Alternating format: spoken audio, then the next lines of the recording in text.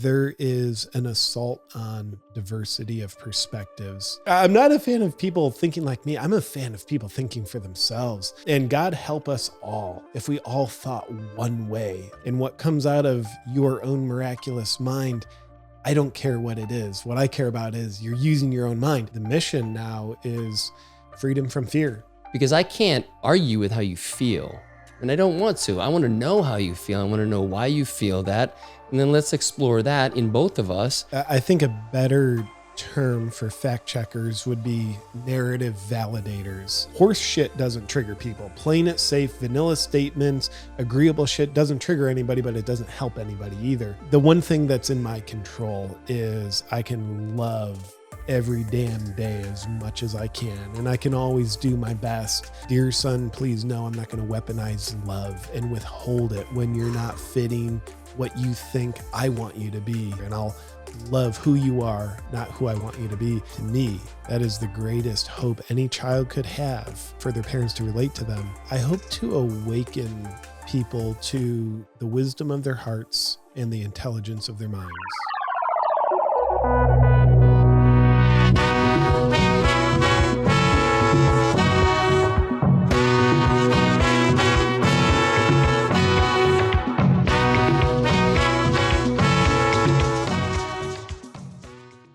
Well, dude, welcome to the show.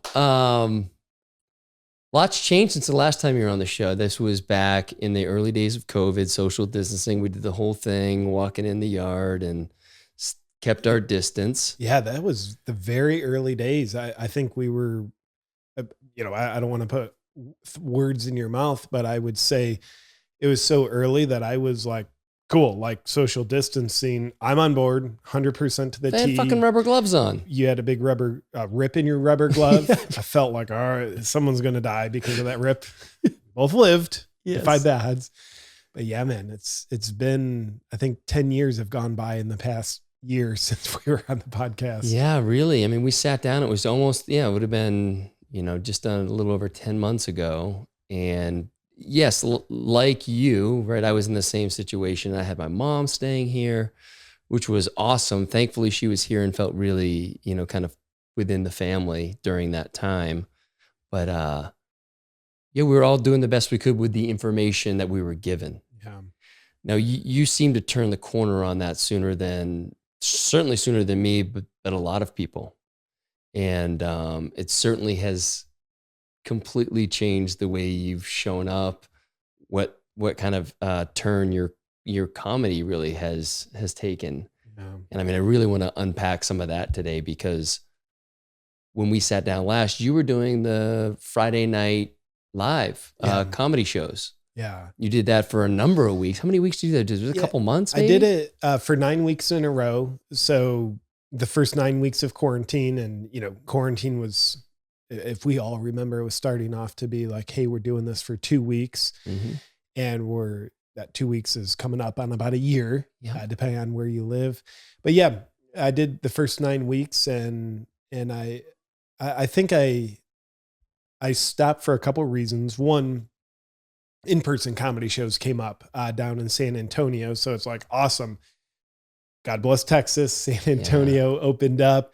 So I was able to do shows down there. So that kind of broke the cycle. But also 9 weeks in, I became very disheartened with the mainstream narrative, and kind of like, okay, everybody's in quarantine. In the beginning, everybody's in quarantine. We're all in this together. So I wanted to do the Friday Night Still Alive live stream comedy shows as a way of like supporting people. Like, hey, man, I know kind of like this is tough, but like, here's one night we're going to have a good time. But then when I started to like have a different perspective than a lot of what was, being fed to us in the news about why we're in lockdown, it's like, well, now I don't really agree with all these measures. So it broke the cycle. Yeah. So I'm curious, like, what was it for you? And maybe, it's probably a series of things. I think for me, it was like a series of things that I just couldn't deny anymore, that there was something You're a amiss. Conspiracy theorist, Cal. Yes. Censored. Yeah. And I wonder, I wonder, like, in your research to do your Friday Night Still Alive, Was that where you started to uncover these things? It's like, wait, shit's not adding up? Because a lot of us were just going about living our lives. And for me personally, we're sitting here in Austin. The weather's great. I have an amazing family that I really enjoy spending time with. I was actually able to go to another place into the guest house to do my work. Yeah. And so I actually had separation. So that probably made me love my family even more. So now that I think about that, maybe that aside, I wasn't really anxious to get back to what we used to have. I would go down, we'd get food from Red Ash all the time. And I loved driving downtown because it was like a ghost town. Mm-hmm. And it was like, wow, this is really cool. And you weren't seeing really planes in the air and you could hear the birds and there was no traffic. Mm-hmm. Really enjoyed that. Now, I say that, unfortunately, I have to give the caveat that I understand that a lot of people were suffering during that time. But just in the container I was in, I was fine. And I was reading mainstream media stuff and was like, oh, okay, like we're still on this lockdown. Like, I'm okay. Like I didn't have a job that got affected by it. And again, like we were sitting here as a family, the kids seemed to be doing okay for the first couple months. And then each of them really had a hard time in different ways. And here's they have a pretty good situation here in our house. They have plenty of, property to play on. We played a lot of basketball. We did a lot of things as a family. But even those kids, and we weren't on their ass to school. We just let them do whatever they really wanted to. Because like this is a joke. Like we don't expect much of you, and even they were having a really hard time. Yeah, man. A lot of people were, and I think where I started to have a different perspective than the mainstream media's narrative. I'll preface it with this. I'm a huge fan of people thinking for themselves. I'm not a huge fan of everybody think like me. It's like, no, I have red hair. That's my only academic qualification. Yes, it's very red. So I'm not a fan of people thinking like me. I'm a fan of people thinking for themselves. And God help us all if we all thought one way. Like how boring would life be? Nobody would ever learn. There'd be never different perspectives. There would be no debate to chisel away what doesn't work. God help us all. But I love when people think for themselves. And I think one of the challenges for thinking for ourselves is laziness. We can turn on the news, for example, and have our thinking done for us if we treat our mind as a holding tank for thoughts that are not our own. And, I kind of think like the news, I saw some recent polls. I forget what they are, but let's just say like most people don't trust the news anymore. News flash. Like it's not really objective. It's, they've got their spin, they've got their fear mongering. It increases ratings. At least that's my perspective. They're a business. They are a business. And I personally think when someone gets their news from the news, it's like getting financial advice from a poor person. Yet I think a great place to get our news from is through our eyeballs and our own interpretation of what we see and sense. And then we compute that with our own miraculous mind. And what comes out of your own miraculous mind, I don't care what it is. What I care about is you're using your own mind. So that be my perspective. I like to use my mind. And, so when I think it was somewhere in April, might've been the first week of May, but there's a study that came out of USC. And this study, I thought it was good news, scientific study, which science is awesome. Yes. And it was showing how like the infection rates for the virus were like way higher in LA County anyway, way higher than we thought they were, which meant so many people were like asymptomatic. And we're kind of like, oh, this is great news. Like we were told like millions are going to die, but like, this is great news. Like it's a virus. It's to be taken with note, but like cool, this is good news. The survival rate is much higher. Yeah, I think you do the math. It was 22 to 44 times higher of a survival rate than what we were originally told. Great. Statistically significant. Some would say. But then the lockdown measures weren't being adjusted accordingly.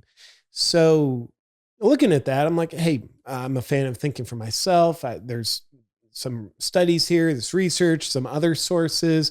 Look at that. And I'm like, all right, based on everything I can see, my opinion is that, this lockdown isn't really just about the virus. So that's about the time when I started to take a turn with my work. And at the time I didn't know I was taking a turn with my work, but that was the beginning of the turn. And since then, the past 9 months, my mission has changed. And the mission now is freedom from fear, freedom, and hopefully having some fun along the way. I love a lot of that. One of the things is most important is you're talking about people having their own experience with their eyes. And then how does what's going on make you feel when you look at it through your own eyes? Mm-hmm. And then let's talk about that, because I can't argue with how you feel, and I don't want to. I want to know how you feel. I want to know why you feel that. And then let's explore that in both of us. And then maybe we can kind of figure out what's going on. Yeah. Right. And I also love, most of all, is you said, I didn't know it was my work. You just were following your heart. Like, this is what this is interesting to me. This makes me feel alive to really investigate this and then mix it in with some comedy, which is your gift, and then share it. And I've told you this a number of times now, and this may sound silly to people who don't really know JP, but if you've watched his videos, you've really been one of the main sources of news for me, because God help you, Cal. As silly as that sounds, but I get you, because I know, we've talked about this, I know the amount of research you do. Sure. You're not just up there impromptu, just willy-nilly. And I'd love to talk about your process for these videos that you've been putting out. Like, can you tell the people like what actually the process is like, that it's not you just kind of winging it? Yeah. So, if I'm doing a video on a topical issue in society, whether it's virus related, politics, I don't take it lightly that, at a minimum, hundreds of thousands of people will see this video. And while I'm a comedian, and I'm the first to say, don't get your news from me, but I don't take it lightly that a lot of people watch my stuff. So I don't get up there and make up facts. I'll take, information from as clean of a source as I can get. Sometimes it's information that the news is reporting. So it's like, cool, I'm going to play with that information. Sometimes it's information from the CDC. So I do a lot of research to get these raw materials. It's kind of like if the chef, before he starts making the meal, he sources the best ingredients he can find. So it's going to be as pure of a meal as he can. And do you have any sous chefs on staff that actually bring the information to you? Because that's a lot of work to try to dig in. Like, who do you have? People that are sending you information from trusted sources? Sure. Like, not on staff, not like formally on my team. I guess. Yeah. But yeah, I've got friends in high places. I've got friends in low places, in porta potties. Yeah. Right. And so, yes is the short answer. There's a lot of articles I'll be sent from, sources that, they're barred on social media. So they're kind of hard to come by. So it's like, oh, cool. Thank you for sending me this. Let me take a look and see what I think. And maybe I'll be compelled to look a little further into one or two of the nuances in this source. So yeah, man, there's all kinds of information being passed around. And what are just, I think it's really important for people to hear this part in particular, because so much of us are drawn to the social media and what we see there. And with so many people being suppressed, censored, deplatformed, who are some of these sources? What are some of the sources that you seek out that we can't get on Instagram or Facebook? Yeah, man. So there's a phenomenal article. I don't know if I sent it to you, but phenomenal article about the scientific illegitimacy of, I think it's the PCR COVID test. And again, I'm not a scientist, but I'm just referencing this article, and it's like, cool. Like Tony Robbins sent me that. Like, awesome. I'm going to take a look at this article. He's an awesome person. He's someone who I believe he thinks for himself. And he's a friend of yours. It's not like something you picked off the internet, for sure. Yeah. And then, other friends of ours in our circle, it might be Aubrey sending me something. It might be, oh, cool. Like Mickey Willis sent something, great people. But like, they're all independent thinkers, and they don't usually watch the news. Yes. So I'll take a look at that. And, but yeah, so I'll have these raw materials, and then for the comedy process, I'll create a story with this material, and whether it's performed in a skit or it's performed like, hey, I'm the newscaster, I'm here to manipulate your mind. Fucking killing that lately. And so with those raw materials, much like the chef doesn't just like, here's a plate of the vegetables. No, the chef does something with them. So I'll flavor it up with sarcasm, satire, and sometimes it's how the ingredients are strung together. So I'll get to show hypocrisy. So Fauci said this, and then he said the opposite thing 2 months later. Yeah. And so presenting both factual accounts of what he said word for word. And a lot of times I'll like have the words on the screen, but having them presented back to back creates a fun way to not only show hypocrisy, but it's also done by like, hey, these are as much as I can get. Facts. Facts is an interesting word, by the way. Wow. Where compared to a year ago, the word fact had a lot of respect to it. And now, like with fact checkers, it's like, all right, like, do you want the facts or do you want the truth? Because now there's a fucking difference. Please break that down for people who haven't watched Plandemic or any of these other documentaries that have come out and expose exactly what this fact checking hypocrisy is. Yeah. So I think, I'll sound like a conspiracy theorist here, which by the way, we're a conspiracy theorist friendly podcast. Yeah. And we're both in the club. Like, hell yeah. I have a tattoo. And also, I think there's how there's insults thrown around to like try to discredit people automatically. So you don't have to either consider what they're saying, or you don't have to have your narrative challenged. And your conspiracy theorist, that's one of those like, cool, like let's automatically discount your whole being, your whole life, everything you have to say, and kind of like suggest it's a mistake that you were even born. Yeah. So I have fun with that. I think it's hilarious. That's something people do.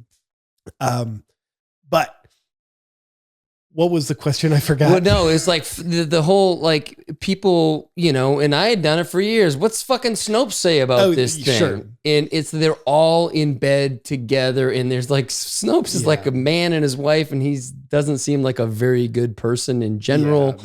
But it's just this facade where, it's almost like Oz. There's like this little man behind there who has his own special interests involved. Yeah. And then he's tied in with the bigger corporations, and they're just feeding you what they want. And I love in Plandemic, Mickey Willis and, Dr. David Martin would challenge any of the fact checkers. Yeah. And they would say, this has been debunked. And he would send them an email, and finally they respond, and they would agree. Oh yeah. Okay. Well, would you make a public statement? And then they just ghosted. Crickets. Yeah. Right. I think a better term for fact checkers would be narrative validators. Ah, And, ooh, independent fact checkers, it's a little bit of a manipulative, misleading term. They're not independent at all. And sometimes they're checking facts with their best knowledge, and other times I don't think they are. And the idea that, hey, these fact checkers have never been wrong. And every time they accuse you of not being factual, they're right 100% of the time. Like, there's never been a human on earth that's been able to achieve that level of track record. And so I have concern anytime people are encouraged to discount what seems to be true for them in favor of outsourcing their truth to authorities that don't deserve the authority and the power that they try to get you to give them. And I think fact checkers are that. Something blew my mind. I just saw it on Instagram. Do you follow Tim Kennedy on Instagram? I do. I happen to be wearing one of his shirts here, but Sheepdog. yeah, he posted something on Instagram just the other day about how fact checkers fact checked a piece of art as false. What the piece of art was, Tim posted it. It's a painting of a beautifully done painting of a lady where she was wearing a mask, but the mask was made out of hands over her face. And it being a piece of art, you could have your own interpretation. Like, what does that mean? This piece of art, it was a painting that didn't say anything. It was a piece of art, and it was censored from Instagram. I would call it the mild degree of censoring, where it was blurred out. It said this was fact check is false, but you could still click to see the post. Come on. And it's art. Dude. Fuck you, fact checkers. That's a fact. Yes. I mean, I'm laughing, but that's terrifying. That's 1984. This is the shit that's happening. Burn the books, take the art. What are we doing to the culture? How are we assaulting truth? It's not just a slippery slope, but we're sliding down the slope, and we can choose to go with it. Like, okay, fact checkers, cool. Or whoever, let me surrender the sovereignty of my own thinking to you. Or we can say like, no, like I will think for myself. And if we live in a society where there's never been more social reward for shaming people who think for themselves. So to think for yourself, unless you coincidentally automatically think 100% in line with the mainstream narrative, unless that's the case, when you're thinking for yourself now, you have to have a degree of bravery, or else you'll be intimidated away from touching the hot stove of keeping the sovereignty of your own thinking. Dude, and you've been in that battle, really a battle, I would say, for 9 months. And so I'm curious about a lot of it. So let me just start with, was there a moment where you're just like, fuck, I don't know. Like there was something nice about doing what I was doing before, because it's getting a little hot in here. Yeah. Yes. There's been many of those moments where you said it, like, fuck, I don't know. It used to be like so much easier. And that's a bit of fantasy thinking too. We all do that, right? Back then it was like, so but it was safer. Yeah. There's moments of it, and yet there's never been the temptation to, back away from the mission. But there's like, yeah, dude, okay, just whatever. I need to catch my breath. And like, fuck, in the olden days were kind of easy. Yeah, man. So I think one of the moments there was a strike against my YouTube channel, and and that's challenging because. How many subscribers do you have? Right now, 1.7 million. So if I was deplatformed on YouTube, I'd be a game changer. I don't want to be deplatformed on YouTube. I love being on it. And I think as much as I think there's challenges with big tech, like there's fucking blessings with big tech and what they offer. Yes. And while I don't agree with a lot of the censorship, I realize it's a thing. So I like to understand, what are they censoring? What are they going to deplatform? So I can say what I have to say crafty enough without setting off the tripwires. What was the thing that got you the strike? So yeah, I woke up one morning not too long ago, and there's a strike. It's like, I violated community guidelines. It's like, oh, thank you for the specific information, but for what? So it was a video I posted maybe 3 months ago. It was called "The Deadliest Disease in the World." Now, in the video, I was making a case for how intelligence is the deadliest disease in the world, and we need to do what we can to eradicate intelligence off the face of the earth. It's kind of like, it was my way of saying, think for yourself. Yeah. That's fucking brilliant. The backwards thing, like, hand over your intelligence because like it's deadly. So just believe what I have to tell you. Yes.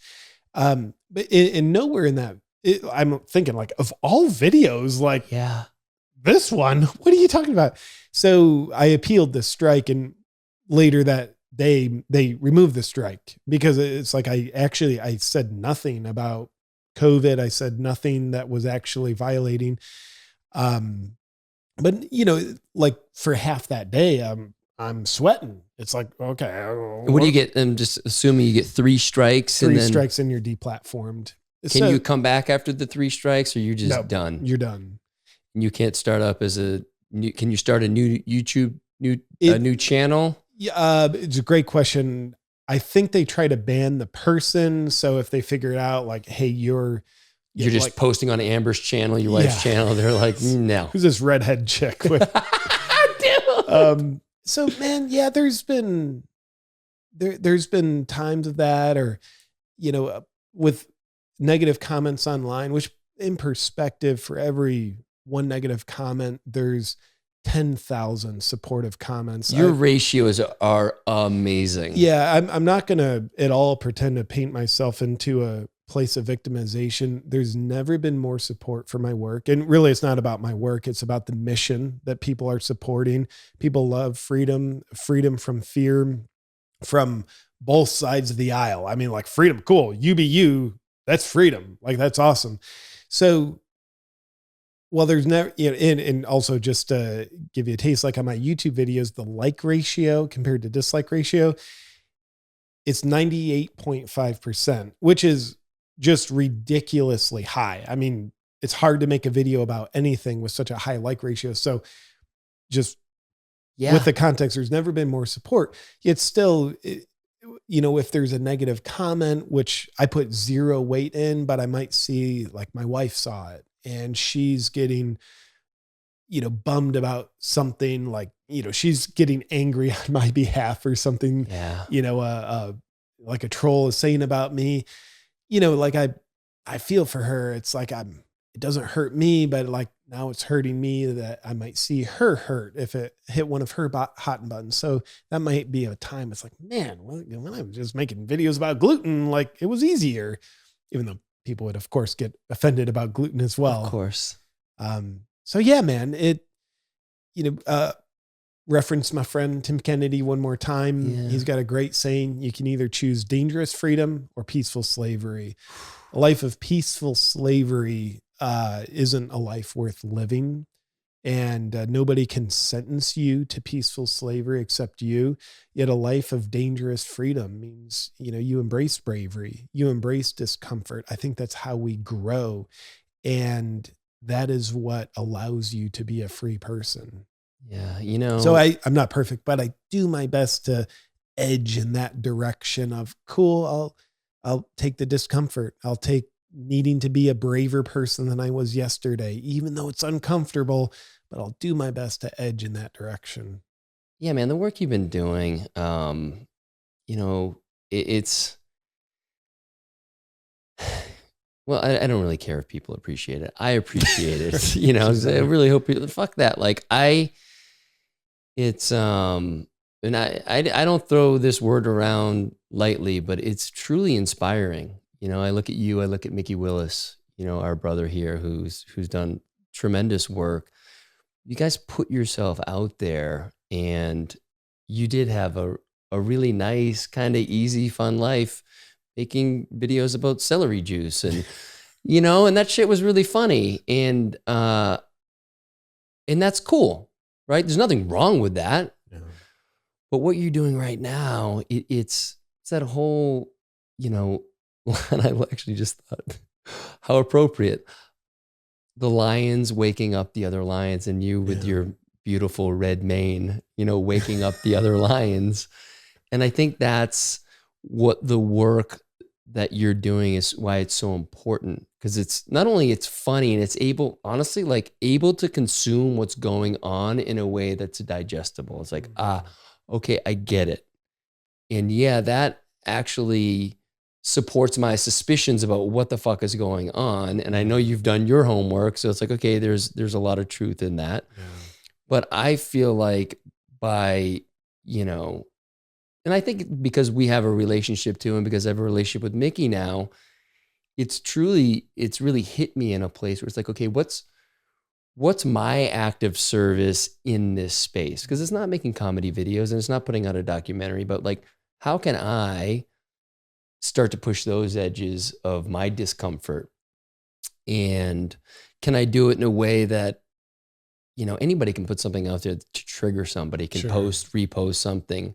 I try to be very mindful of that, and just knowing that, try to share information just to get people to think a little bit for themselves, to question it. Like, can they question? And then it's like, and I feel like for now, and obviously having people like you on the podcast is really important, because we get to talk about these things in a safe way. And it's like two guys talking about these things and how it affects us and what we feel is happening. And so I want to thank you for the work you've done and continue to do, because I know there's a lot of pushback. I know there's a shit ton of support, but the pushback can be really hard, even if it's like one person, that one comment. And I think you do, how I know you do a masterful job of letting that slide. I'm sure there are times it gets through and really fucking hurts. Fuck you, son of a bitch. But I'm also curious, you know, you mentioned Amber. Have there been times when she's like, oh, like, this is too much for me? No, she's, she is so brave. And man, she follows her heart. That if there's any fault she has, is she follows her heart. And her and we certainly don't agree on everything. I don't think no two humans do. Yet with a lot of what we see going on in the world, where our perspectives happen to be pretty aligned.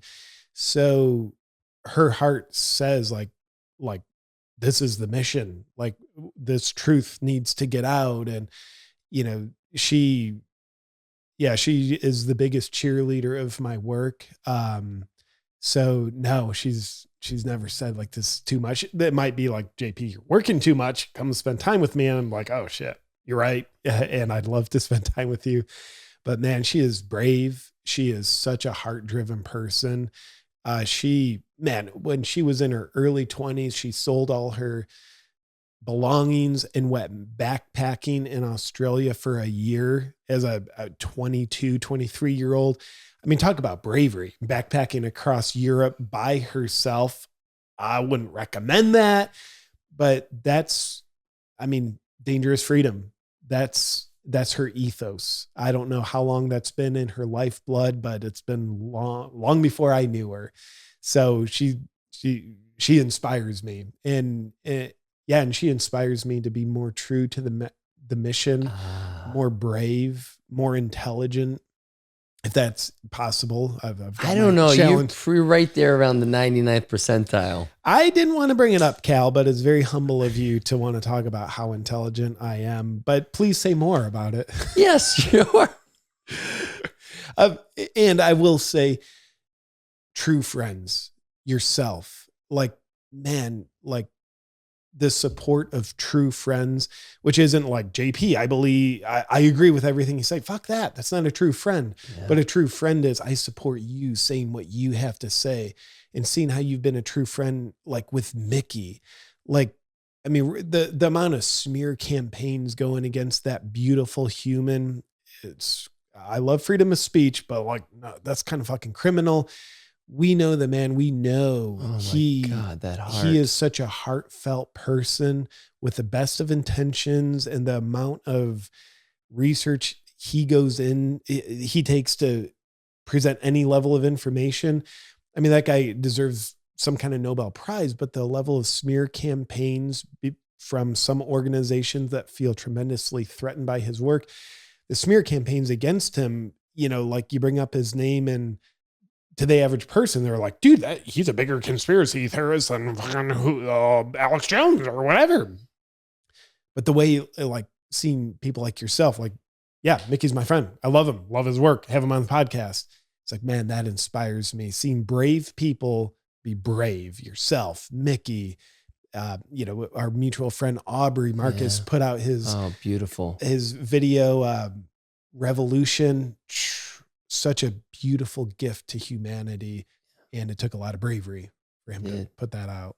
Yeah, and Mickey and I recorded a podcast right around New Year's, and I haven't released it. And we talked about it, and he's like, we can't release it right now because they're dragging him through the mud. And he's like, our conversation was so beautiful. He goes, I want people to hear it, and they're not going to be able to hear it right now. And to your point, I've met few people in my life like Mickey. Yeah. And what I've seen happen with him, if that doesn't wake me up, if the man I know, if that doesn't wake me up, like what am I ever going to do anything about that? And so again, I'm trying to find my lane and push the edges and be true to, hey, Mona saying hi to JP. Yeah.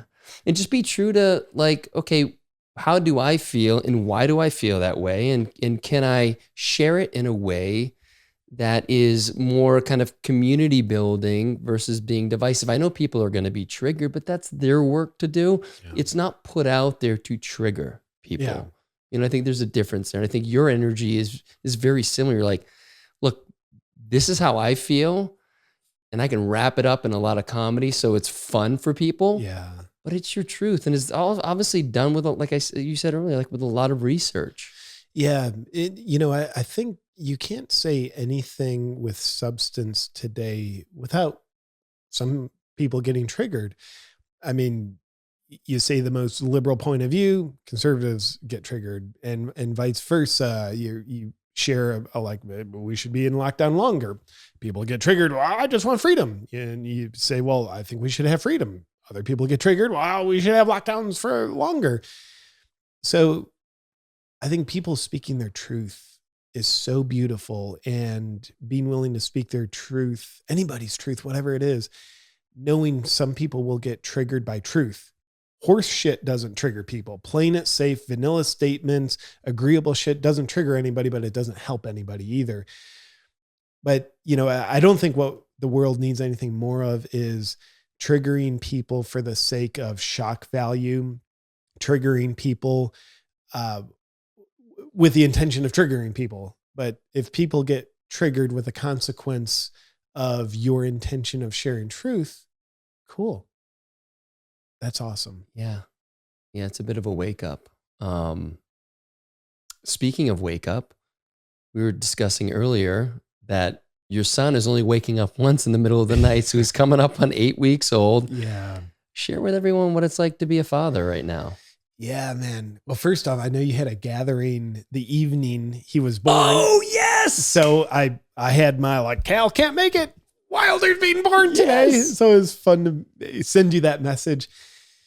Being a father is the best experience of my life. I mean, I'm 39 years old. So I say that from my 39-year-old place of ignorance/wisdom. I know when I'm 59, I'll look back like, dude, 39-year-old JP, you didn't know anything.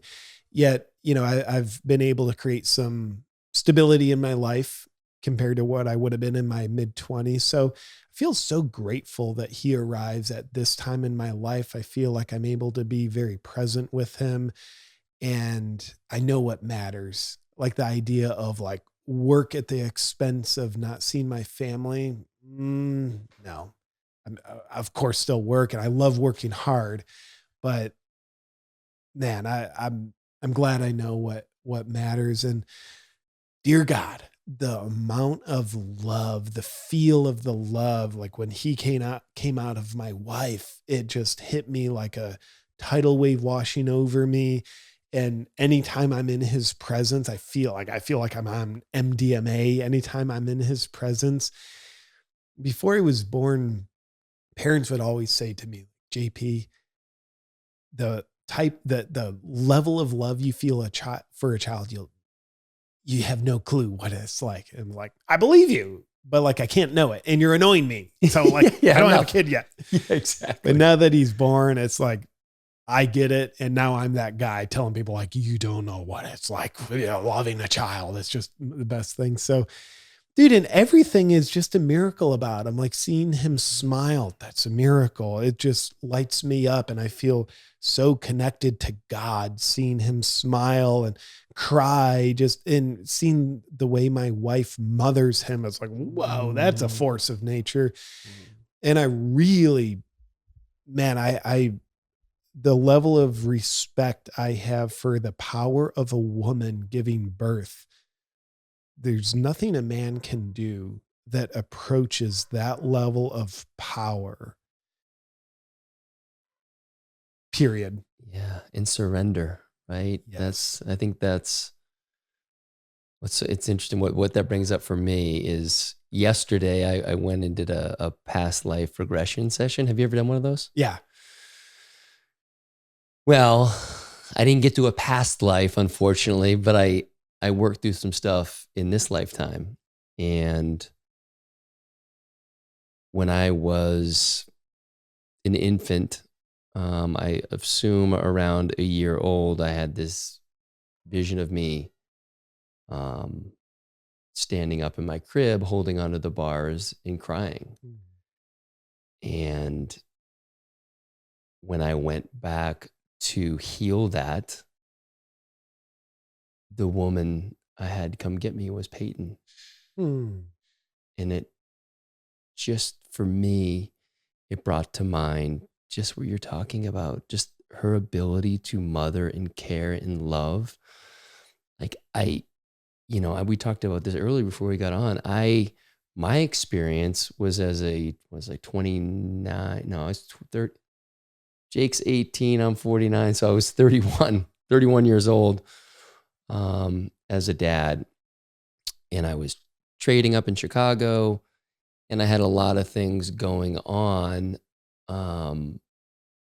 arguably less than what you have going on. So when I say a lot of things going on, I don't mean in that traditional sense. I was just so unplugged from who I was in my heart, and I didn't understand what that relationship was. Yeah. I was still like, I'm here to provide and to do this and whatever the stories were that I was living in. And so it was a very unconscious time for me. So, and I told you this earlier, but I love when I saw you when Amber was pregnant. I was over at your house for the podcast, and just the way you were glowing and excited, I know you're going to be an amazing dad just because you got it.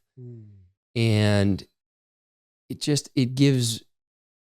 just love seeing men in particular, because I think women, it's very instinctual, but for men, I love seeing men like you just fully embrace that love. And I know you've done a shit ton of work on yourself to be able to do that. And I know a good friend of ours had told you, like, hey, if you don't really feel a connection in the beginning, it's okay. And I could relate to what he was saying.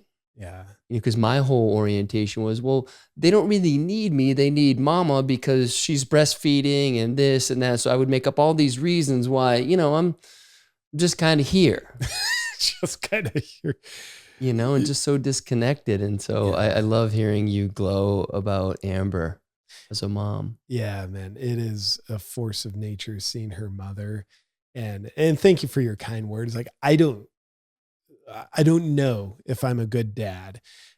Have Wilder on the podcast in 25 years, have him let you know how A tell good or all. bad or father. But the one thing that's in my control is I can love every damn day as much as I can. And I can always do my best. And I guarantee Wilder will get his emotional wounds, but they'll all come out of love and ignorance from me. Yeah. But yeah, man. Yeah. It's such a gift. It really is. Yeah, at least for me, my time, my situation, it is the greatest gift. And my mom was in town recently, and seeing her hold my son, like, Oh, holy hell, next level, like found a piece of my heart I didn't know was there. And, wow. when during Amber's pregnancy up until now, I've never cried more in my life. I've shared this with Amber many times, like while she was pregnant, I would just, anytime I would think about Wilder being born and then him laying on her chest, I would just start crying. And then the day he was born, labor was 18 hours. It was pretty damn tough on me. Amber had an easy time. Hardest thing I've ever done. But man, I cried more that day than any other day. And when he was born, like came out, Amber and I just, blissful tears, ecstatic tears. And yeah, man. So I think my son has helped me find so much of my heart that I needed this soul to direct me towards.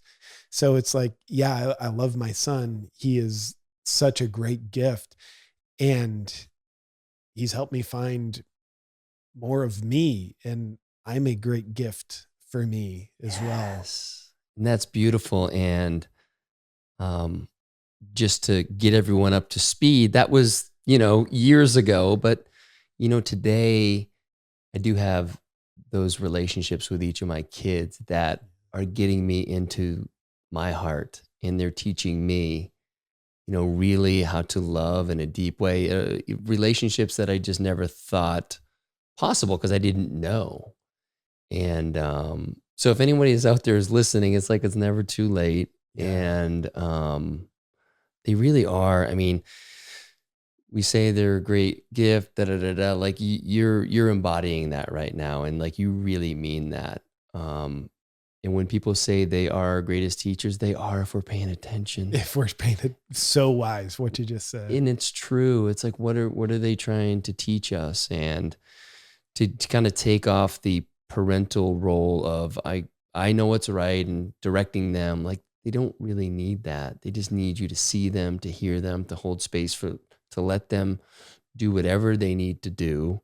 This is for the older kids, not necessarily the 8-week-olds, but to really, I think that's what's allowed me to really connect with each of my kids is I see them for who they are, and they aren't me. They never will be me. They may have some aspects of them that are like me, but I'm not trying to make them into versions of me. I'm trying to model good behavior. Sometimes I fuck that up, but by and large, how can I hold space for them and all the stuff they're going through? They're 18, 15, and 13. They've got all their own stuff. They don't need more shit coming down from dad. They don't, they need to know that everything is okay. That when they quote unquote fuck up, like I try not to use the word disappointed. I try to be very clear. Like I'm just trying to give you feedback on what I'm seeing. I know I don't know what it's like to be a 13-year-old girl. I don't, but I'm trying to just let you know, like, this is what I'm seeing. Like, but I honor like how you feel and why you did what you did. And so it's been a real lesson, especially within this last year has been there's been a tremendous opportunity to, for me to really grow and learn from them. Fuck, man. I never really knew that was possible. Yeah. One of the greatest gifts that I think any child could hope for, whether you're a child who's 40 years old, you've got your parents or you've got your offspring. The greatest gift any child could hope for is for their parents to encourage them to be themselves. Dear son, please don't be who I want you to be. Please don't be the surrogate for my unfulfilled dreams. Yes. Dear son, please know I'm not going to weaponize love and withhold it when you're not fitting what you think I want you to be. Dear son, I'm going to be a student and I want you to teach me who you are, and we'll discover it together, and I'll love who you are, not who I want you to be. To me, that is the greatest hope any child could have for their parents to relate to them. And I think it's beautiful seeing what you do with your children and your perspective. And I would also like getting inside the minds of your kids, like seeing their dad transform. Like, first off, that's got to be confusing. Very. Going from a guy, and please forgive me if I project inaccurate details at you, but going from a guy who's super work focused, maybe never really worked on himself, No. to going to a guy who does a lot of work on himself and is very into transformation and serving a higher purpose and loving those around him with all his heart. That's got to mean something to the kids to witness, whether they know it now or they don't know it now. It's got to be a powerful influence. Yeah, thank you. And they definitely think I'm weird, but it's like a good weird. In fact, yesterday I was bringing, my daughter to school. I'm like, when I drop you off, I'm going over to do this thing called past life regression. It's like, we have weird. These lifetimes, and, some people believe that we're souls that are reincarnated. And that's kind of what I believe. And so I'm curious, like, what else have I done? Like, was I in some sort of concubine? Like, what's my past life been? And then when I saw her last night, I'm like, I never got past this lifetime. I kind of failed. But she was like super curious about it, where a year ago, I don't think we would have had a conversation about it. I would have felt a little bit too much weirdness around it. I probably would have said something just to see her reaction. But she was like asking questions, and it was like really cool to have that space open with her. Yeah. So I want to talk about challenges now, challenges in general with your work. Certainly bringing Wilder into this world create some scheduling challenges. What do you do to mitigate that? Like, are you just super structured on your time? Well, I think the biggest thing I do about it is a formula where I fuck up and then I learn. Then I try to do something about it. Like, cool, let's do it differently. And then it just means next time I fuck up a millimeter less. Then formula repeats, fuck up a millimeter less. So, yeah, man, we're constantly finding what doesn't work, improving a little bit. Yeah. So I think right now we're in a pretty good balance, still learning, where it's like, we learn like, cool, the morning is prime time for my creativity. And it's, it supports the family, serves the purpose. So morning times we found like, cool, like she'll take the baby, dialing in. And then, I think there's a level of spontaneity. Like yesterday afternoon, I was getting ready to go into the garage and work out. Like I just finished, a stretch of work, and Amber had been with Wilder for a couple hours, but it's like, cool, it's my time to work out. She went to the gym earlier in the day. I'm going to go work out, but I, just check in with her. I wanted to, say hey to her and Wilder. And I could see she's just struggling. I said, babe, let me take the baby. She said, well, you're going to work out. I'm like, I would much rather be with him and I could see you need to do what you got to do, take a walk or whatever it was. And she could really use the break, and not to say like, hey, I'm a picture perfect husband. It's like, no, I probably missed, for every 10 times that's needed, I probably missed 9 of them, but I found an opening where I could support her. I don't know about those numbers, but I don't know. But it's like, yeah, in the moment being with my son, that's more important than working out right now. Um, yeah, man. And then it takes a village. We're still working on the village. None of us have family that live in Austin. So, Mhm. we're in the process of, getting some part-time help with nannying. So we're working on that. Um, I think a lot to be learned, but man, yeah, the formula of fuck up, try to learn, try to do something different. Uh, that's the formula we're working with right now. Yeah. Yeah. Beautiful. That example of you going to work out. Oh, brother, that brings up some memories for me that I have to sit with and I have to accept, because I had a garage gym in Chicago, and I would, if I even thought that I might not work out, I would bypass checking in with Peyton or whatever, because I wanted it. Like, I was such a dick about it. But again, it goes back to this unconscious behavior and not being like, you had the obviously presence of mind, but you were present in like, what's more important right now? I can spend time with my son.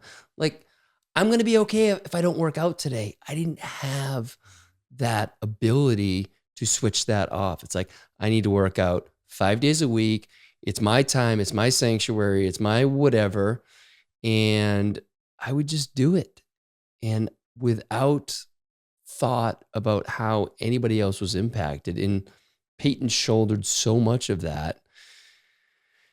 It's hard to sit with that sometimes. I know there's nothing I can do about it. So I accept it.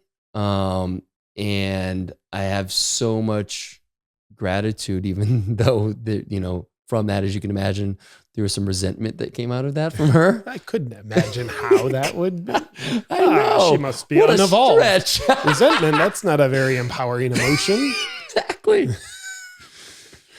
But now here I sit, like, I go work out when I want to and I have fun. And if the kids are like, I just go with what feels good. Yeah.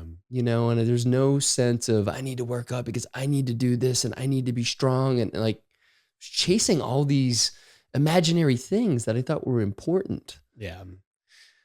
I've done plenty of chasing. I'm sure I still am, but the things that aren't important that I'm chasing, I still think are important. So it's kind of like, you learn in hindsight, but yeah, man, I've done a lot of chasing. And, one of the things I've chased, on the topic of scheduling, that's different, my comedy touring, in years past, it'd be like, cool, like 10 weekends in a row. Fine, let's go. But this year, with foresight, I've said like, okay, like no more than 2 weekends in a row. Then I need 2 weekends off. Not for me, but for Wilder, for Amber. And I'm going to, we'll bring them with me anytime Amber wants to come. So it's like things like that. And then of course, like, left of my own devices, like I'll work from sun up to well past sundown, but now it's like, cool. 6:00, like I want to be like, this is family time. If I have more shit I want to do, awesome. I'll do it after they go to bed. And there's times where I'm staying up to 3, sometimes 4. If I'm like in a creative flow, it's like I would, I know sleep's important and I do my best to get good sleep. But at times, like when it's like, okay, work more at 6 p.m. and see less of the family, be less supportive to them, or tonight I'll get a lot less sleep, but I get my family time. And then like, cool, here's the creative time. So I can honor the creative muse. So that's been an adjustment as well, which is actually working out pretty good with how the schedule is calibrating in post birth. Well, yeah. And I think you bring up a really important point, because if you're working through that 6:00 on period, there's that little splinter in your brain that's saying, fuck, you're not fully present because there's something not quite right about this. Yeah. It's like, it's guilt, and it's very healthy guilt. Yes. And so when you honor that time, then you get into that creative space, they're sleeping, and you're you're just working from inspiration. So you can work till 3 a.m. And like, Yeah. I know you made the comment about your sleep, but anyone who's ever been in that creative flow, you don't need much sleep because you're going to get up the next day. You're just feeling it. You're on it and you're just doing the work. Right. Being up to 3 a.m. because you were doing stuff that serves your life's purpose is way different than I was up to 3 because I was drinking or I was even watching Netflix. Right. Very different. The energy signature the next day is different. Yeah. And I think I love that. And I think a lot of us, I've certainly made this mistake a lot in the past is, I'd be in my office, like doing some emails or something. And one of the kids would be like, "Hey, do you want to go out and play basketball?" It's like, "Yeah, I'll be right there." And, and then it's like 10 minutes, 15, and I'd get stuck in something and I finally had the awareness that whatever I'm doing it's not that important. It can totally wait. There's this notion of you want to check those things off the list and just get them out of your Get mind. that dopamine hit with that check mark. Yes. And we lose sight of your kid is reaching out. My daughter's reaching out.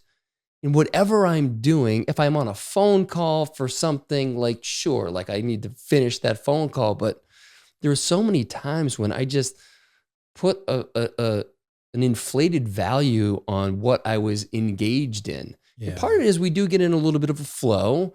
So it's understandable, but we're not seeing the signals sometimes that they're reaching out. And sometimes they just stop reaching out because you stop answering, you keep letting them down. Yeah. I'm sure I'll have many lessons learned when, Wilder's old enough to reach out, come in my office and like, "Hey, Dad, you want to do this?" And I'll do my best, but I'm sure I'll look back and just like you're so humbly doing and be like, "Fuck."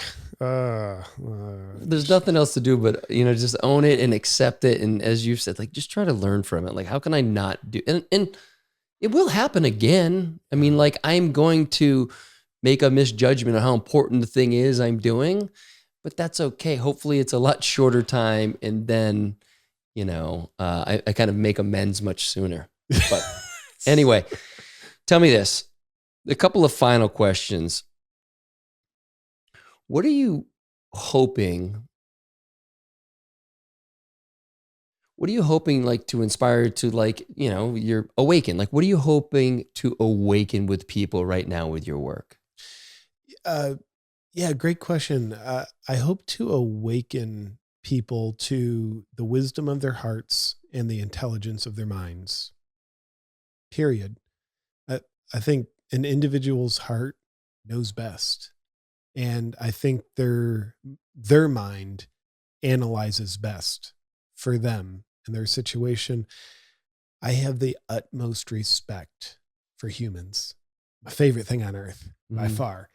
Dolphins are second. How about Veda? Veda, yeah. So my dog Veda, she ranks above humans. Man, the wisdom of the human heart and the intellect of someone's mind, you can't go wrong. There's a reason why there's 8 billion people on Earth. And while we have a lot of similarities, we're all different. Nobody's the same.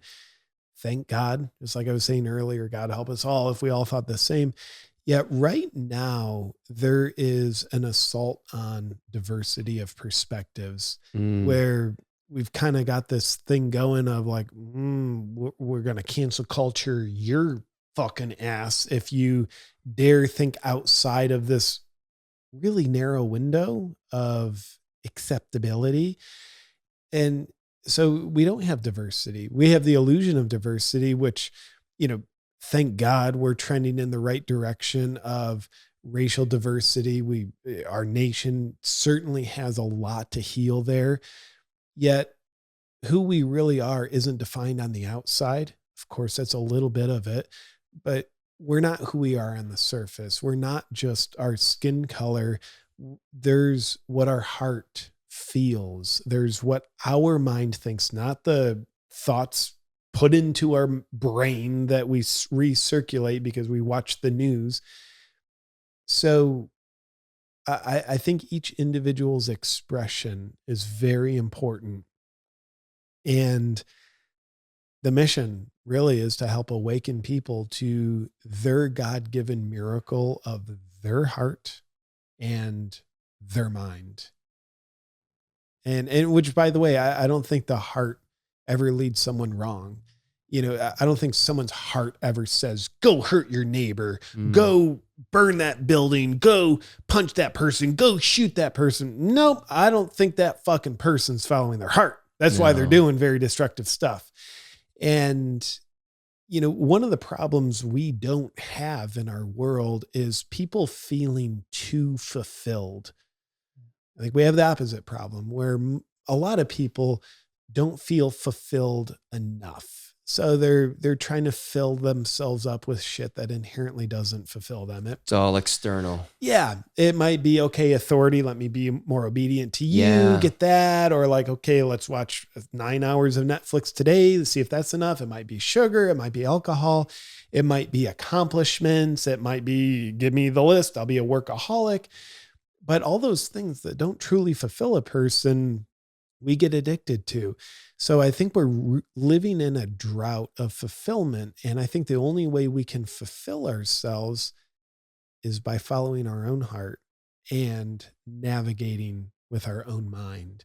So if there's one wish of what my work can help a person do even a little bit, it would be awakened to the wisdom of their heart and the brilliance of their own mind.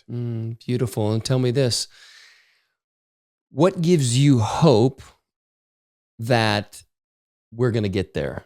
Because we're not there. Yeah. People are waking up, but there's a lot of resistance. There's a lot of resistance we've seen from social media, the corporations, big data, whatever you want to call it. There's a lot of resistance and they're powerful as fuck. Yeah. So what gives you hope that we're going to get there? Dude, yeah, I'm so optimistic. I'm glad you asked.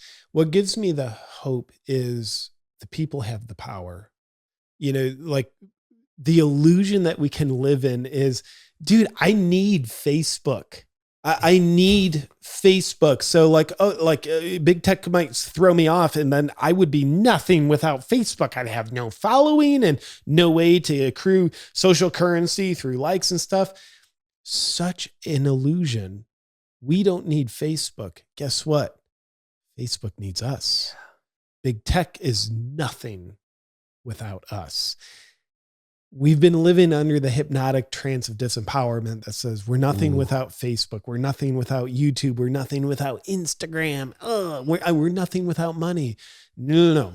That is all nothing without us. People are waking up to their power. And, over the past year or so, I've gone through times of pessimism. It's like, dude, no, big tech century. That's like, when there's no hope. And luckily, that's for hours at a time. I don't sit there, but there was one of the great validators of hope for me this past fall, and, midsummer onward. I did a lot of touring doing stand-up comedy. I went everywhere from Portland to Florida and everywhere that's the two extremes, by the way, like Portland. Oh, fuck yeah. Yeah. Super, super liberal, super let's lock down for 10 years and then check in. And then Florida is, we're not locked down and pretty conservative. And then everywhere in between. So, and I toured my butt off. I went to a lot of cities. So I got to meet people on the ground and have conversations and not get like, hey, what's happening in our country from news clips that may or may not have their agenda of manipulating the perspective. So from Portland to Florida, everywhere in between, I saw people who have never been more awake, for people who are not giving their power away to sources that don't deserve their power. So seeing eyeball to eyeball with tens of thousands of people over the course of this tour, it filled me with hope. It's like, this is the reality. Okay. This is the reality. People have never been more awake, and we all have more awakening to do, both as a collective and as individuals. Not saying we're done. It'd be boring if we were done. Yeah, for sure. Luckily, there's still time on the clock. We get to have more fun with this game. So, bro, seeing humans has never given me more hope. Now, you turn on the news. Yes. My hope, if I start to believe that hope's going to dwindle, or I'll look at like, dude, these monopolies of big tech form together to form a super monopoly, and they deplatform this competing organization, Parler, and whether you like it or not, like, holy fuck, like, I start to lose hope. But guess what? Like, that's not reality. Right. Reality is people in front of you. Yeah. It's amazing. I love that. And because I'm glad that's been your experience, because, like most people, I haven't, traveled like you have in the past year. And I just wonder, personally, because we're in such an amazing fucking community here in Austin, that it doesn't feel real in a sense. There's so much acceptance. There's so much openness. There's a lot of curiosity. There's no grandstanding. And I'm like, am I just insulated from what's going on out there? Because the images I see otherwise are what you're saying on the news. And I understand the business model of the news is to show those people who are fighting versus the people that we're surrounded by who are loving. Yeah. And I love hearing that you had such a profound experience being with people who are out there. Yeah. People are awesome. Yeah, most of the time. They suck. They definitely have their moments of sucking. Tell me this. I did want to ask you one other thing with regards to censorship and what's been happening. Have you been deplatformed from anywhere? I have not. Okay. You had the one strike on YouTube that got taken off. One strike, on YouTube that was taken off. I've been demonetized on Facebook, now remonetized on Facebook. And I also, 2-3 months ago, Facebook sent me a warning saying you're on the verge of having your page deleted. And then, there's been a few videos taken down, various posts censored. But yeah, that's the scope of the censorship. What other platforms are you using? Have you gotten into Clubhouse at all? No. So I haven't drank the Clubhouse Kool-Aid yet. Maybe I will. But, there's been a couple platforms. First off, I loved Parler. Yeah. And it's the mainstream narrative on Parler. Yeah, please break that down for people, because they're just like, it's a bunch of fucking right-wing child, they're pedophiles and they're racists. And oh, dude, there are complete assholes on all social media platforms, 100%, including Parler and Facebook and Twitter. So that part's real, but is it all assholes? It's like, no. And if you think it's all assholes on Parler, then why are you following all assholes? You gotta ask yourself that question. Compared to other platforms, Parler will probably seem like it has more conservative people. And that's just by default, in my opinion, because conservative voices have been, more unfairly censored on the other platforms. And I don't care if, I don't identify as a conservative or a liberal. So I'm just as objectively as I can say. That's what I've seen. So, I loved Parler, and got to tell you a story about Parler real quick. I got a message from Facebook. Your page is on the verge of being deleted for violating our community guidelines.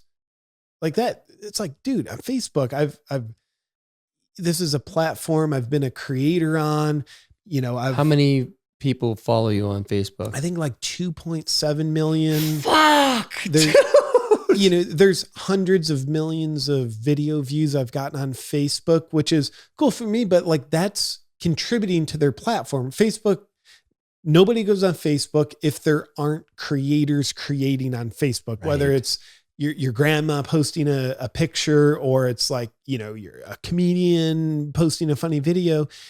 So it's like, fuck Facebook. Like, that kind of feels like a slap in the face. The very next day, the CEO of Parler, he sends me a message, on the public Parler, welcoming me to the platform.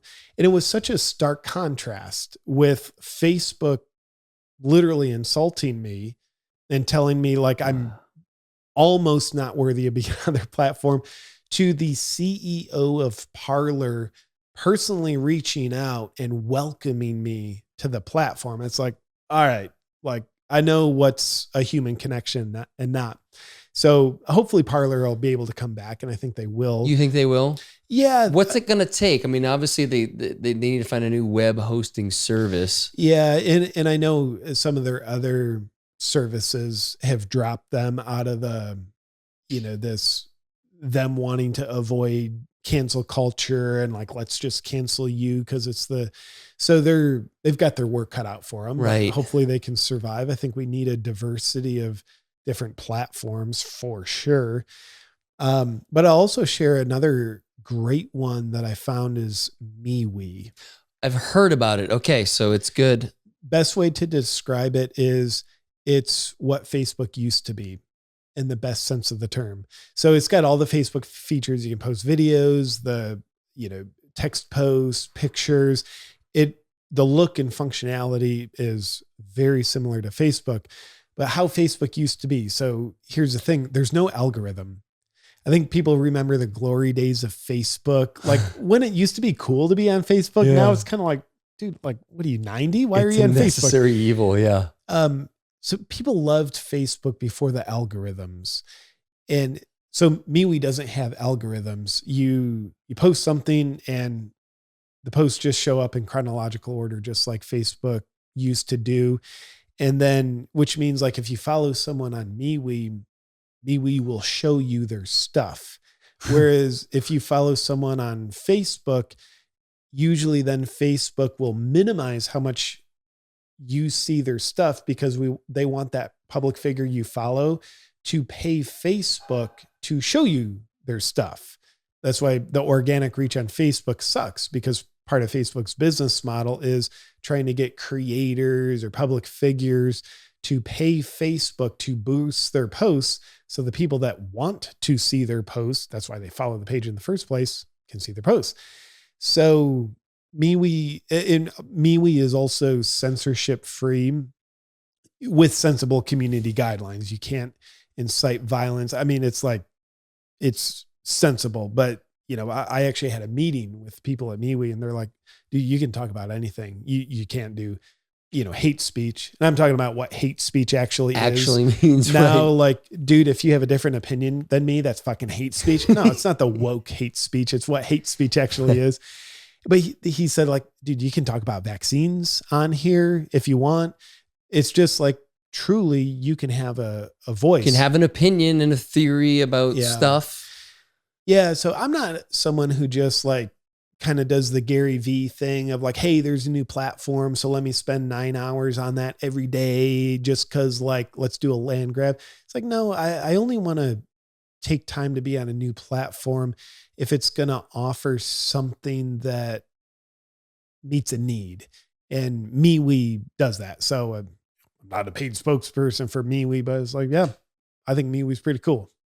Awesome.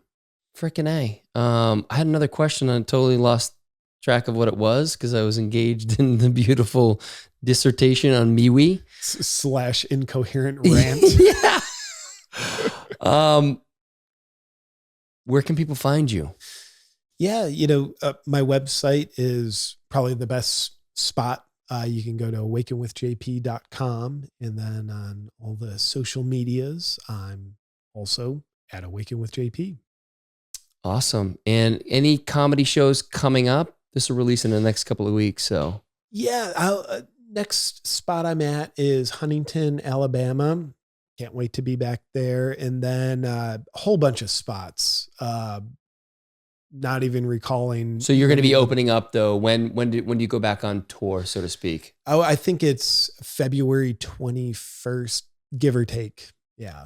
Okay. So go to JP's website, check out his tour dates, and all my fans out in Huntington, Alabama will be there. Yes. Thanks for being here, brother. So great to sit down with you today. Thank you for having me, Cal. Yeah, much love.